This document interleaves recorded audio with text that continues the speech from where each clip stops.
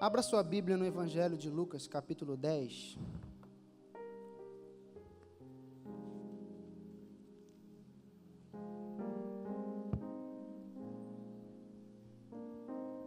Evangelho de Lucas, capítulo 10.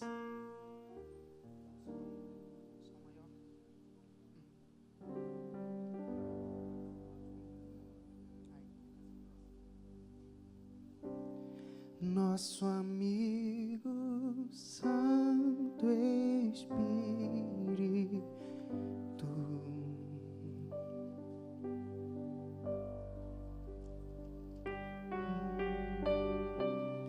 esperamos pelo teu soprar,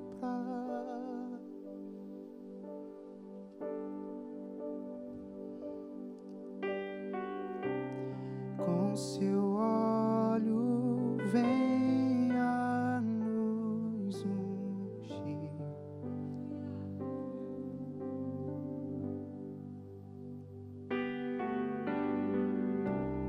Com seu fogo vem nos batizar.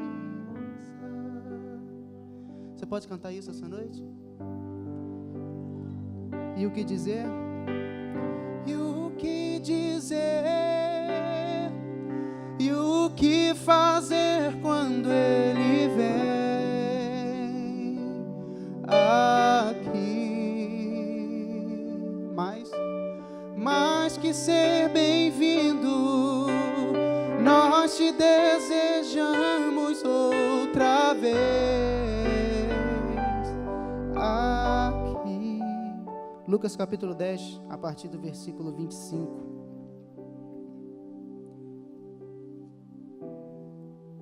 E eis que se levantou um certo doutor da lei, tentando e dizendo: Mestre, que farei para herdar a vida eterna? E ele lhe disse: O que está escrito na lei? Como leis? E respondendo ele disse: Amarás o Senhor teu Deus de todo o seu coração e de todo o seu entendimento, ao teu próximo como a ti mesmo. E Jesus disse: Respondeste bem, faze isso e viverás. 29. Ele, porém, querendo justificar-se a si mesmo, disse a Jesus: E quem é meu próximo?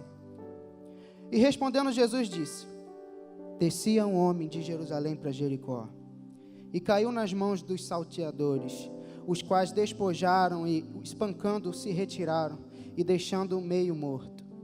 E ocasionalmente descia pelo mesmo caminho certo sacerdote, e vendo, passou de largo. E de igual modo também um levita, chegando àquele lugar, e vendo, passou de largo. Mas um samaritano, que ia de viagem, chegou ao pé dele, e vendo, moveu-se de íntima compaixão. E aproximando-se, atou-lhe as feridas, aplicando-lhes azeite e vinho, e pondo sobre a sua cavalgadura, levou-o para uma estalagem e cuidou dele.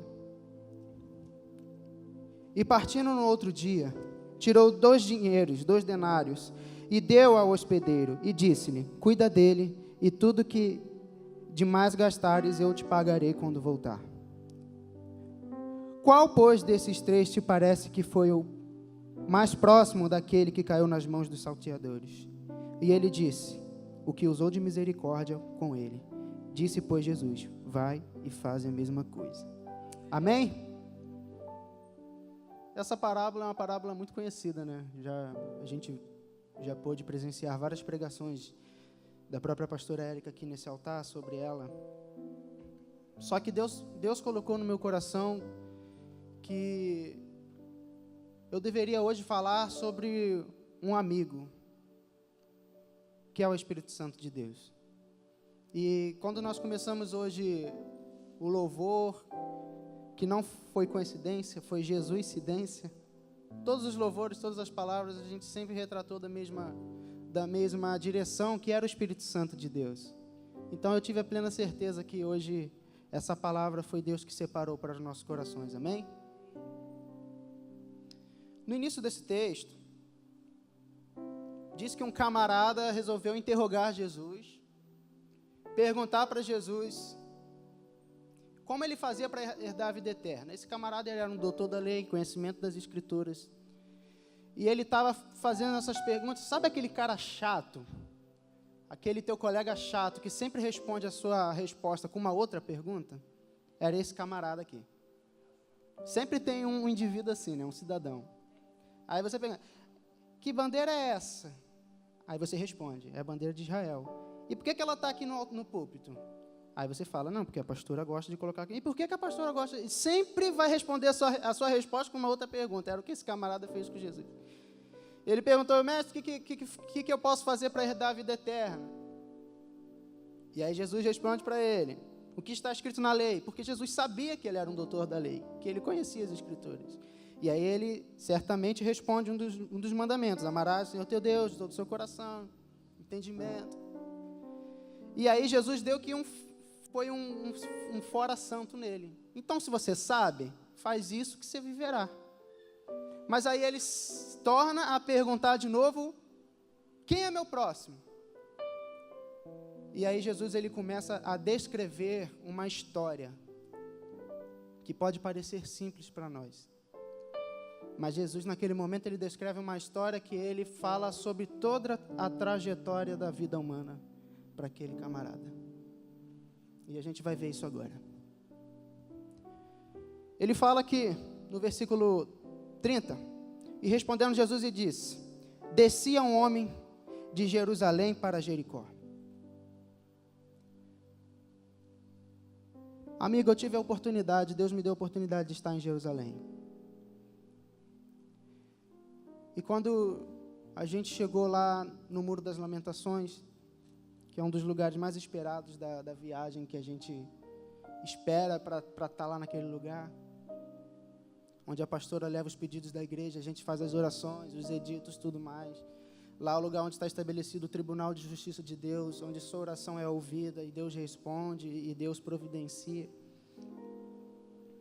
Só que quando eu cheguei lá no Muro das Lamentações, eu parei de frente para aquele paredão. E você sente naquele lugar algo especial. Você sabe que aquele lugar tem algo especial. Aquele lugar não é um lugar comum. Você sente Deus mais perto.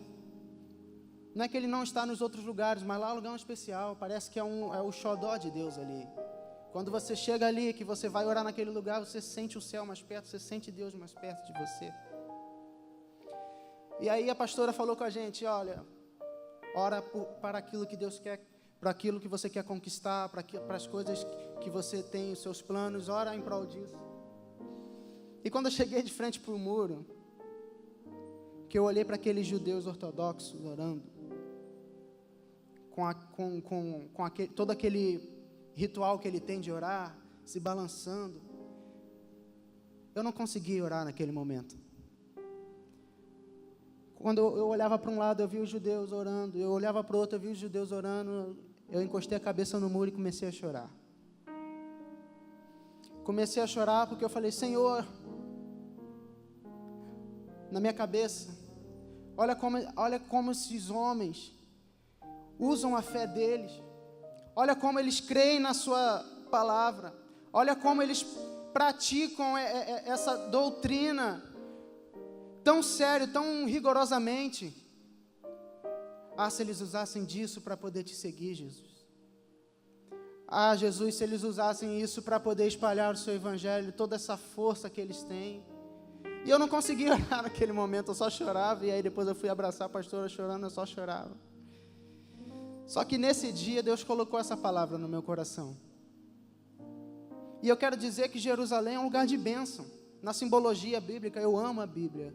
Eu amo a simbologia bíblica, porque Deus sempre fala um fato, mas esse fato pode significar inúmeras outras coisas. E Jerusalém, na simbologia bíblica, é um lugar de bênção, é reconhecido como lugar de bênção. Já Jericó é um lugar de maldição. Josué falou, maldito é o homem que reconstruir Jericó.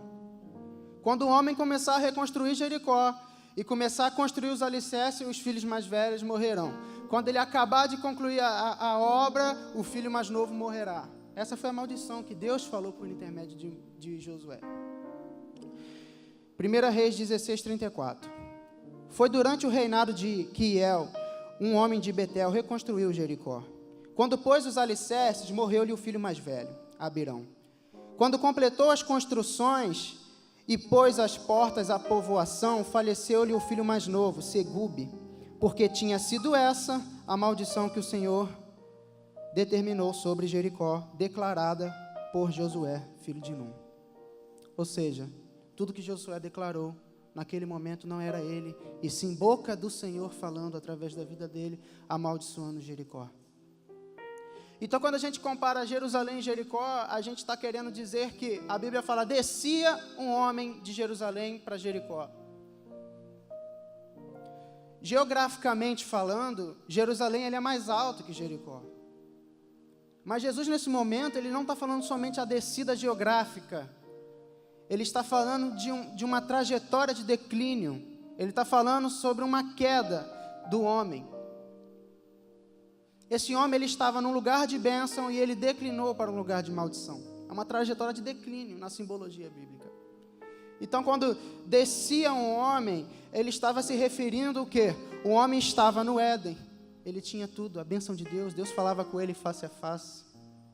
Ele não precisava de trabalhar, ele era rico, ele tinha todas as coisas ao redor dele, tudo que ele precisava ele tinha. Mas chegou um certo momento que ele fez a escolha do pecado. E a partir do momento que ele faz a escolha do pecado, ele declina do lugar da bênção para o lugar da maldição.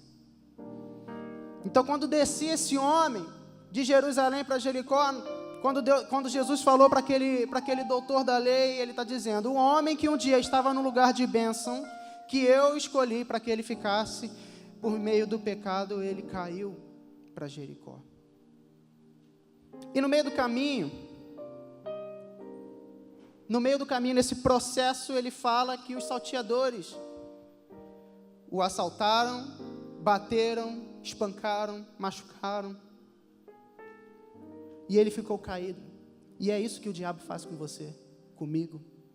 A partir do momento que nós escolhemos ter uma vida com o pecado e não com Jesus, o diabo nos rouba a nossa felicidade, nossa casa, nossa família. Tudo que ele tiver, tudo que Deus te deu, ele toma. E você fica... interessante é que eu acho que essa palavra eu pesquisei, não consegui encontrar nenhum, somente nessa passagem que tem escrito essa palavra meio morto, semi-morto, meio morto. Por que meio morto? Porque ele estava vivo, mas ele estava sem condições de se recuperar sozinho. Ele estava vivo, mas ele estava sem condições de se socorrer sozinho. É muito importante a gente observar as figuras por trás das parábolas. A Bíblia fala da primeira figura, que é o sacerdote. A Bíblia fala da segunda figura, que é o levita. E a terceira figura é o samaritano.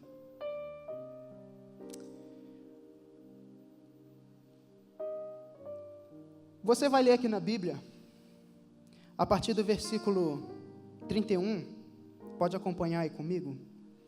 E descia pelo mesmo caminho certo sacerdote. Vamos para o 32. E de igual modo, também um levita. Ou seja, o sacerdote e o levita, eles estavam no mesmo caminho que aquele homem estava. Ou seja, o sacerdote levita não socorreu aquele homem, não porque eles não quiseram, é porque eles não podiam. Eles estavam no mesmo trajeto de declínio. Eles não podiam socorrer aquele homem. É claro que Jesus não estava querendo dizer absolutamente isso para aquele homem, só que eu creio que todas as palavras de Jesus na terra foi boca de Deus falando. E quando Deus fala, Ele quer nos ensinar alguma coisa, Ele nunca vai jogar uma palavra ao vento para que você não entenda. Jesus disse aquela resposta para aquele homem, mas para nós ficou toda uma trajetória, ficou todo o ensinamento da humanidade atrás dessa parábola. E vale ressaltar, o judeu, ele detestava o samaritano, odiava o samaritano, não podia ver samaritano. O judeu, ele não se dava com o samaritano de jeito nenhum. Por quê? Na época que Israel era dividido entre o reino do norte e o reino do sul, a capital de Samaria, ela foi dominada pela Síria. E a Síria, ela tinha uma forma de repovoamento. Ela tinha uma forma de repovoar aquele local de domínio dela. Então a Síria, ela começou a pegar os judeus da Samaria, jogar para outros lugares que ela tinha domínio e trazer pessoas de outros lugares para Samaria, para que dessa forma eles misturassem as culturas, eles misturassem as religiões, para que podia ser mais fácil para eles ter domínio sobre aquele povo. Eles misturavam todas aquelas culturas para que eles não se tornassem mais o mesmo povo, se tornasse um povo diferente, para que a Síria pudesse dominar aquele lugar, dominar aquelas pessoas. Então, por muito tempo, por muito tempo, Samaria, ela ficou sob domínio da Síria, e aqueles povos se misturaram.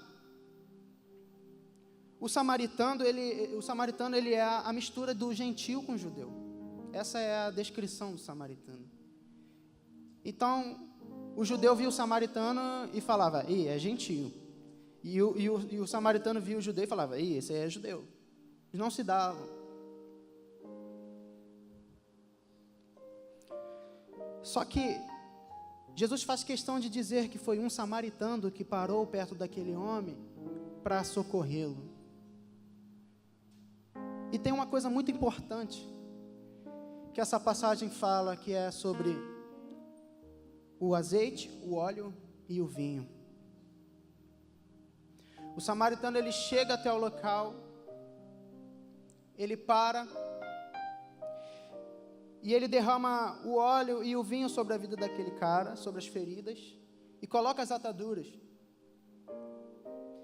E o óleo, ele quer dizer, que na simbologia bíblica, o azeite, o óleo, ele quer dizer a ação do Espírito Santo, a regeneração do Espírito Santo.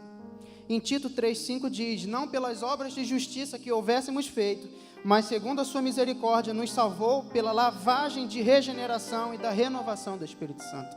Então a primeira coisa que Jesus faz naquele homem é fazer a regeneração com o Espírito Santo, é colocar o óleo sobre as feridas. A segunda ação é o vinho, que representa aqui para a gente a ceia do Senhor, que é o sangue de Jesus. Somente o sangue de Jesus somente a renovação do Espírito e o sangue de Jesus que poderiam curar as feridas da humanidade. Até aí você está entendendo? Você pode dizer amém? Efésios 2, 14, 16 diz, porque Ele é a nossa paz, e pelo qual de ambos os povos fez um, e derrubando a parede de separação que estava no meio, na sua carne desfez a inimizade, isto é, a lei dos mandamentos, que consiste em ordenanças, para criar em si mesmo, dos dois, um novo homem, fazendo a paz, e pela cruz reinclinar ambos com Deus, em um só corpo, matando com as inimizades. O que Jesus está fazendo aqui? O que isso significa para nós? Se Jesus era o samaritano, se ele era a mistura entre o gentio e o judeu, ele veio para unir um só corpo em Cristo. Ele veio para dizer, não é só o judeu, não é só o gentio, não é só o árabe, não é só o indiano. Eu sou a união dos povos. Eu vim para fazer um só corpo. É por isso que precisava ser o samaritano. Porque ele era a junção de judeu e gentil. E naquele momento, quando ele fala aquilo para aquele doutor, ele está dizendo, eu vim para vocês e vocês me rejeitaram. Eu vim para os que são meus e os meus não me aceitaram. Por isso que precisava ser o samaritano. Porque ele é a união dos povos. Ele é a mistura do gentil e o judeu. E é por isso que ele vai até aquele homem e derrama azeite, óleo, o vinho, o sangue sobre as feridas daquele homem.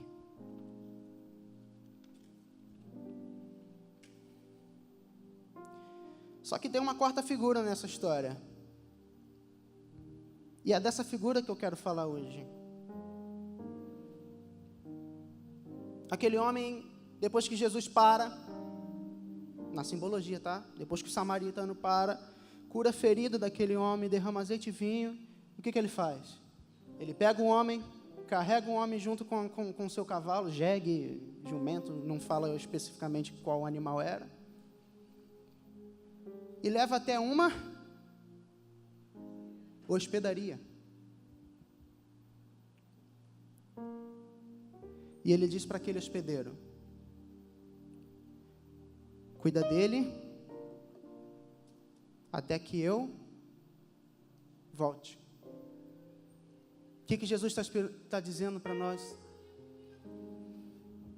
Será que você já entendeu?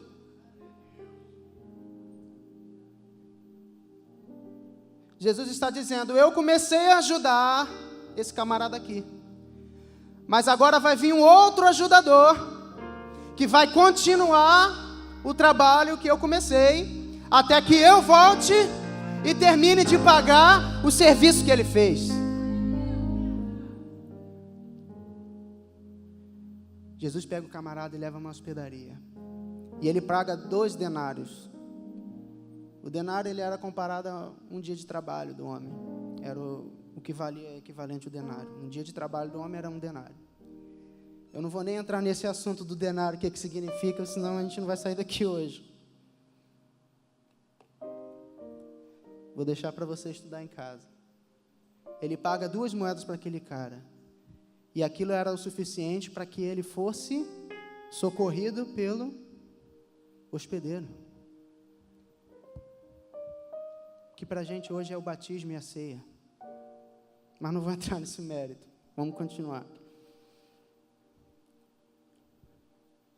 O versículo 34 diz: após aplicar o óleo e o sangue, ele leva o homem até uma hospedaria e confia os cuidados de um hospedeiro, que continuará o trabalho que ele começou, o qual ainda não está concluído. Esse hospedeiro é o Espírito Santo de Deus. Esse hospedeiro representa o Espírito Santo de Deus na sua vida. Jesus está dizendo: eu convém que eu volte ao Pai, mas eu vos deixarei um outro ajudador, que é o Espírito Santo de Deus. E é esse camarada, ele passa a ser agora tratado pelo Espírito Santo. A humanidade agora, ela não está mais órfã. Jesus se foi, mas deixou um outro ajudador, que é o Espírito Santo de Deus. Sabe qual é o mais interessante disso tudo? É que o hospedeiro tinha uma hospedaria. Ele tinha um lugar de trabalho. Ele tinha uma casa. Ele tinha um lugar de trabalho para realizar os trabalhos. E sabe qual é interessante nisso tudo? É que você vê muita gente hoje falando que não precisa mais ir na igreja. Você vê hoje muita gente falando que ser igreja não precisa das 4 paredes, que ser igreja, eu posso ter um relacionamento com Jesus, eu posso ter um relacionamento com o Espírito Santo, eu não preciso estar dentro de 4 paredes. Mas o hospedeiro, ele tem uma hospedaria. Ele tem uma casa. Ele tem um local de trabalho.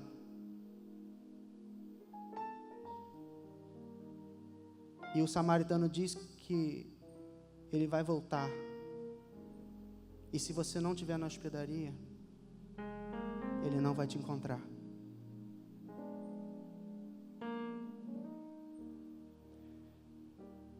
Amigo, por muito tempo da minha vida, eu vivi numa situação em que eu achava que o Espírito Santo, ele era um adicional na vida cristã. Eu fui criado numa igreja onde não tinha os movimentos do Espírito Santo.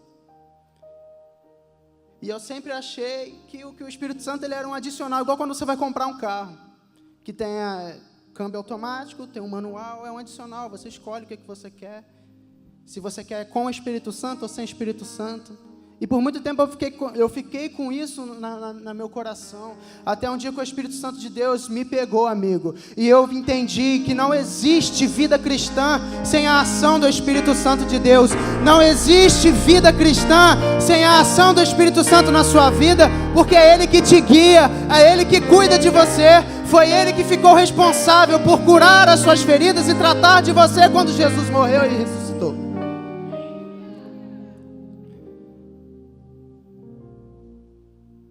Eu resolvi pregar essa palavra porque aqui é uma igreja em que nossos jovens, eles vivem a vida no Espírito. E é um lugar onde é nítido você perceber a presença de Deus nesse lugar. E eu já quero te dizer, amigo, o Espírito Santo de Deus está nesse lugar e Ele vai te pegar nessa noite. O Espírito Santo de Deus está nesse lugar e Ele quer usar a sua vida essa noite. Mas por que eu decidi pegar essa palavra? Porque tem aqueles que ainda não sabem, ou melhor, não querem ficar dentro da hospedaria. Essa palavra hoje vai para você também. Você talvez hoje não está no local onde Deus te deixou, onde Jesus te deixou, onde o samaritano te colocou. O Espírito Santo de Deus, Ele quer ter relacionamento contigo. O Espírito Santo de Deus, Ele quer tratar você. Não adianta somente você achar que está com Jesus, que está tudo certo, que não está tudo certo. Não adianta você achar que, porque um dia você veio aqui, aceitou Jesus e confessou, que a partir daí, você pode, já confessei Jesus, já estou salvo, já aceitei Jesus com meu coração, não acabou. O Espírito Santo veio para que nós possamos viver o reino de Deus aqui na terra. O Espírito Santo de Deus veio para que nós possamos ter experiências com Deus, experiências sobrenaturais aqui na terra. Amigo, se não for para viver com o Espírito Santo e não ter essas experiências sobrenaturais na terra, para que a gente está aqui? O período que você está aqui nessa terra, amigo, você tem que fazer desse período como se você estivesse no céu. O Espírito Santo de Deus, Ele quer isso. Ele quer guiar a sua vida. Ele quer pegar Ele quer trilhar o seu caminho, fazer a mudança completa em você. Um dia eu vou contar uma pequena experiência que eu tive. Assim, quando eu completei 14 anos de idade, eu era de uma igreja tradicional, como eu havia dito, e eu fui num culto no lar, na igreja da minha tia, que era da Assembleia de Deus. Aí você já viu, amigo?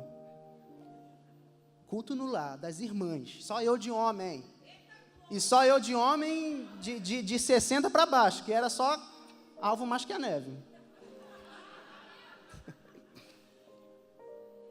Mas pensa numas irmãzinhas de oração, irmão. Conseguiram batizar com o Espírito Santo um batista. Ih, falei o nome daqui.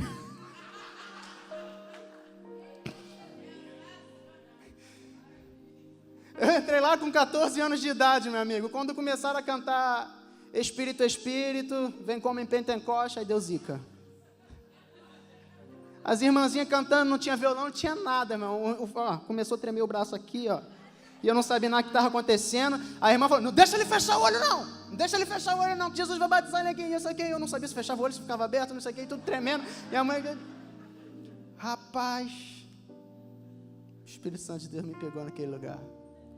Como é que eu volto para a igreja depois disso? Imagina, cheio do fogo, labarrébias. Aí vou chegar na igreja, não dava. E aí o Espírito Santo de Deus começou a guiar meus passos a partir daquele momento e me direcionou para os lugares onde eu tivesse que estar, e é onde eu estou aqui hoje.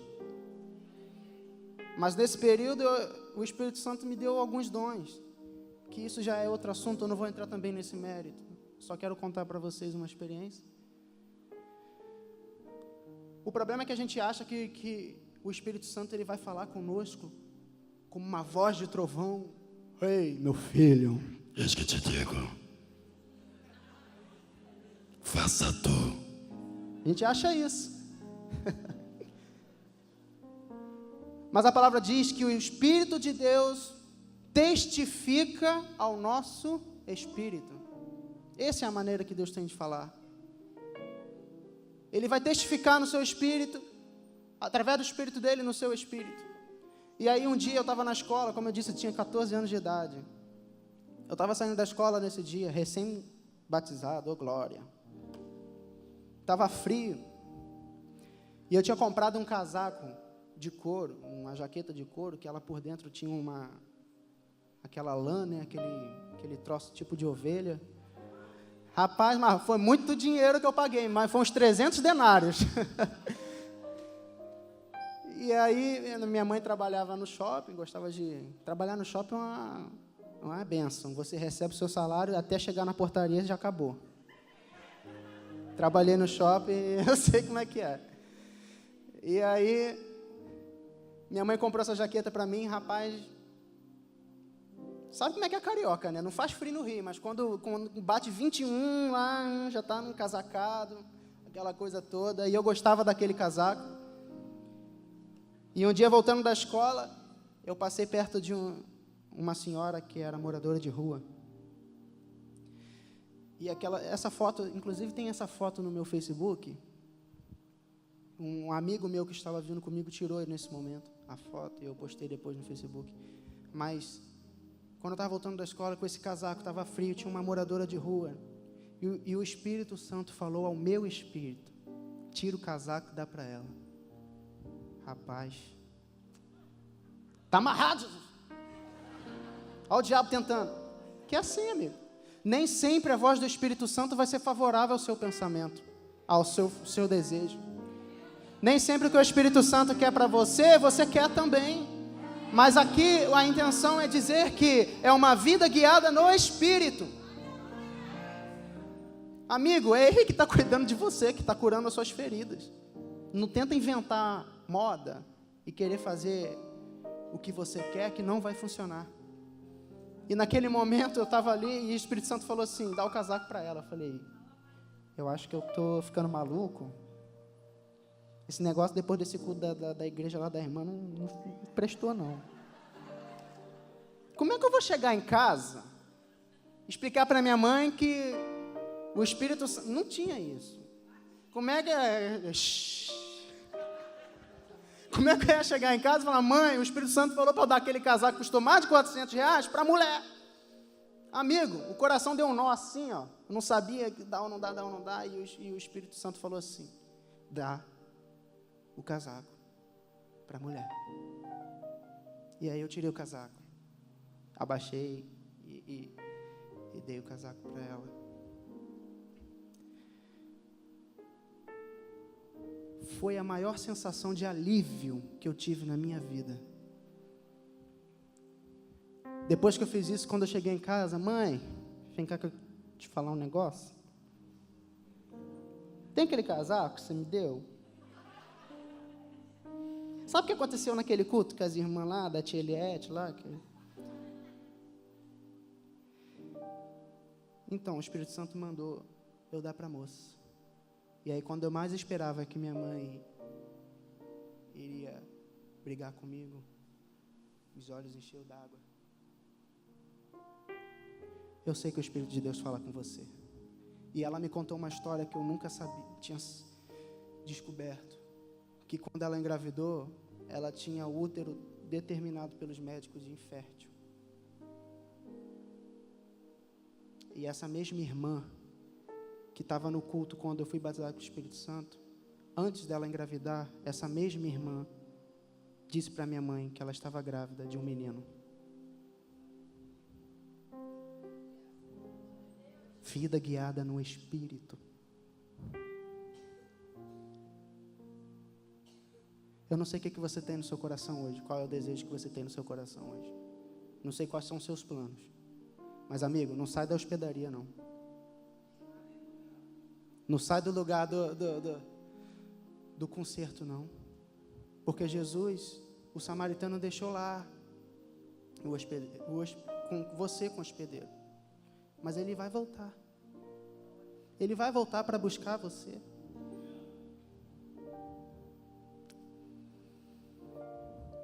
Coloca o seu coração hoje pautado na vida que o Espírito Santo quer para você. Ele quer te usar. Eu acredito, amigo, que você não nasceu à toa. Você não veio esse mundo à toa. Você acha mesmo que se cortar, você acha mesmo que sair para as baladas da vida Você acha que sair para distrair a cabeça, tudo isso que o mundo te oferece, você acha mesmo que foi isso que Deus escolheu para você? Você acha que isso está bom? Um dia isso vai acabar. A idade vai passando. E nada na sua vida anda, nada na sua vida resolve. E você vai ficando aquele cara parado no tempo, você vai ficando aquele camarada que não conquistou nada. Por quê? Porque não foi guiado pelo Espírito. Só Ele sabe o caminho que você tem que trilhar. Só Ele sabe a trajetória que você tem que fazer. Deixa o Espírito Santo guiar a sua vida hoje. Amém? E desse dia em diante que eu dei esse casaco, foram tantas experiências que o Espírito Santo foi me dando. Tantas experiências atrás de experiências. Que se eu fosse parar aqui para contar, eu ia ficar a noite inteira. Eu fui criado dentro do lar cristão. Eu nasci na igreja, dentro da igreja, meus pais são diáconos. Amigo, eu nunca consegui me desviar. Eu já tentei, eu até brinco, eu já tentei desviar, mas eu não consigo. Nunca consegui me desviar. Porque o meu caminho já estava entregue nas mãos do Espírito Santo de Deus.